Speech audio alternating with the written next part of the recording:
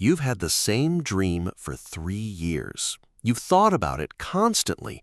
You haven't started it once. That's not laziness.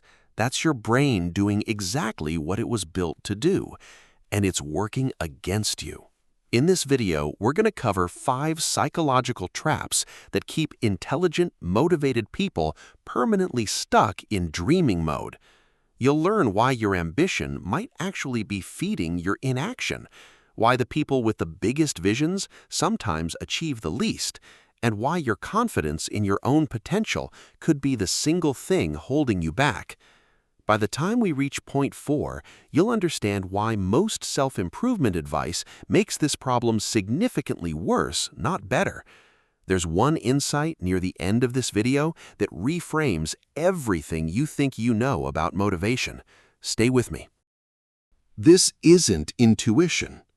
A 2022 study from the University of Bath found that people who frequently visualize future success show significantly reduced motivation to pursue concrete steps toward it. The mind, it turns out, struggles to distinguish between imagining achievement and actually achieving it.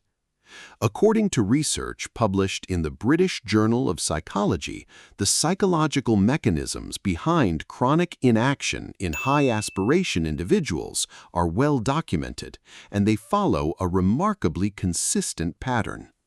Here are those patterns. Point 1. The Arrival Fallacy.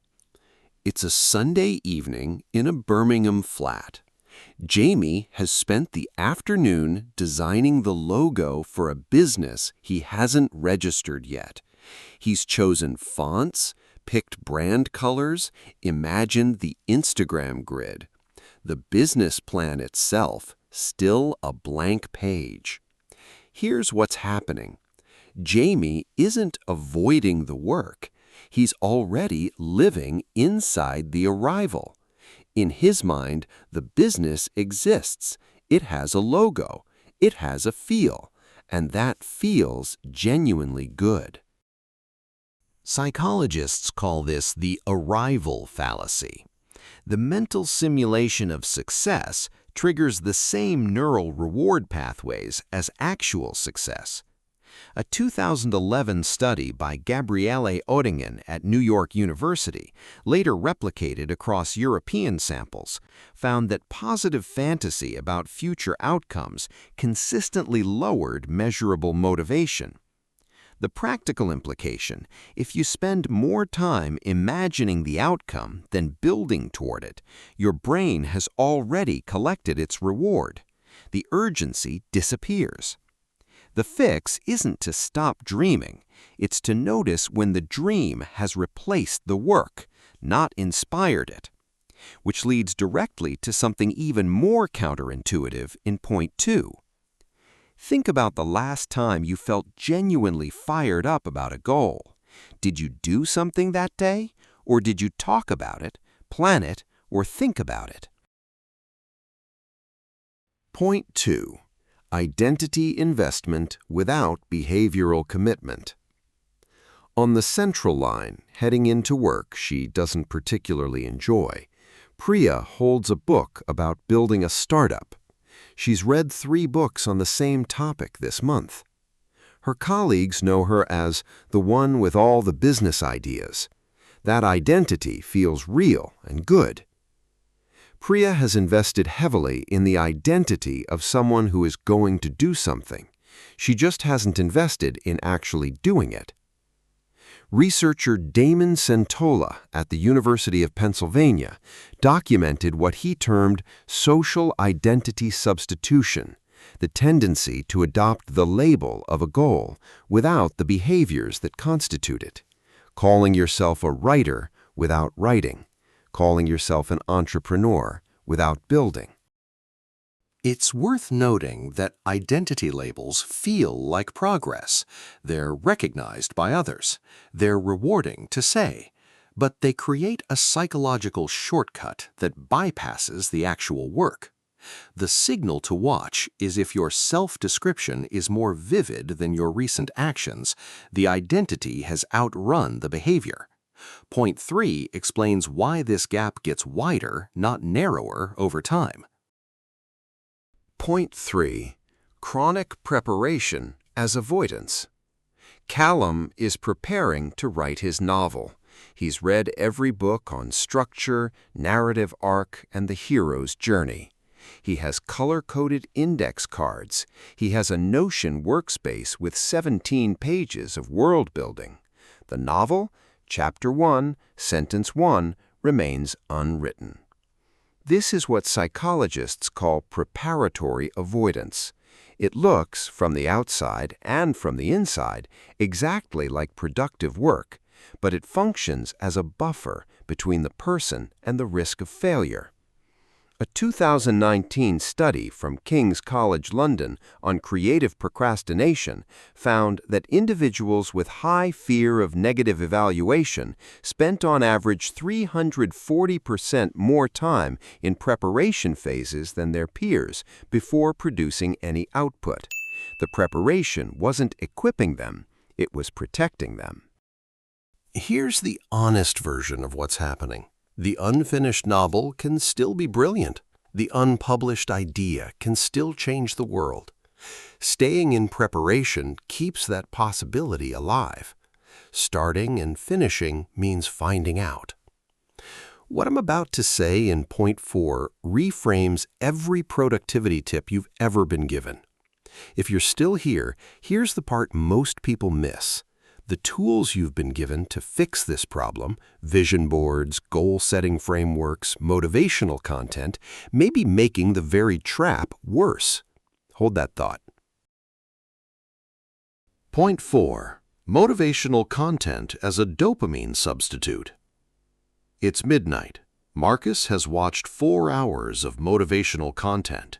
He knows the habits of every successful person he admires.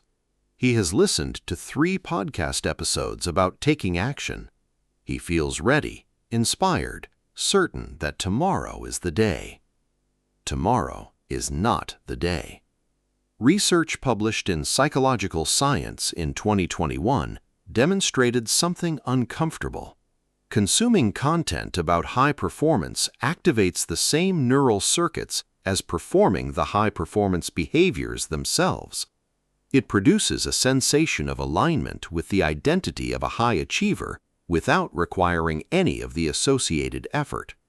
This creates a closed loop. The feeling of inspiration, absent any outlet, fades within hours.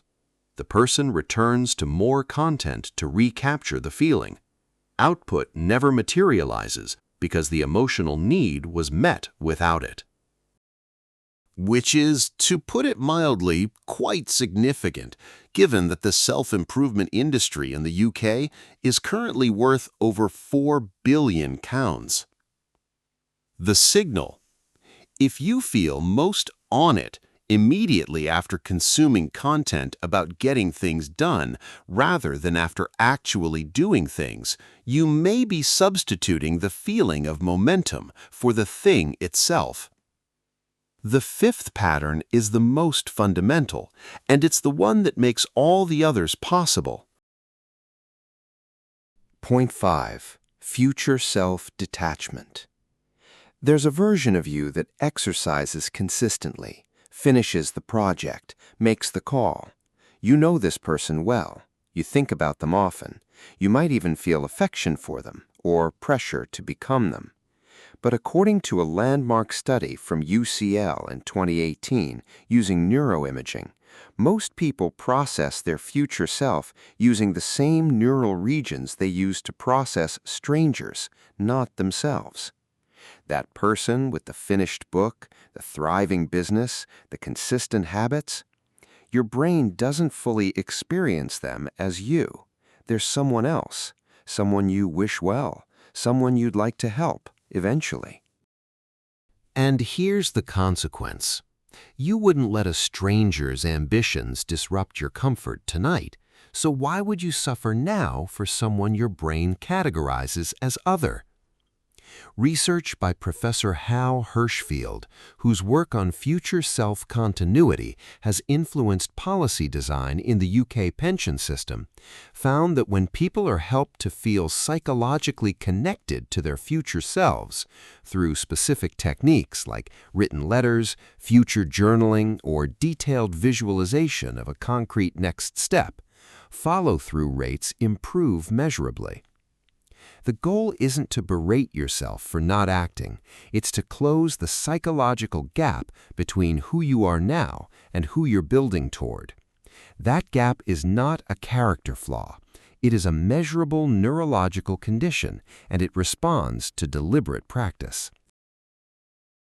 Earlier, I said your brain is doing exactly what it was built to do. Here's what I meant.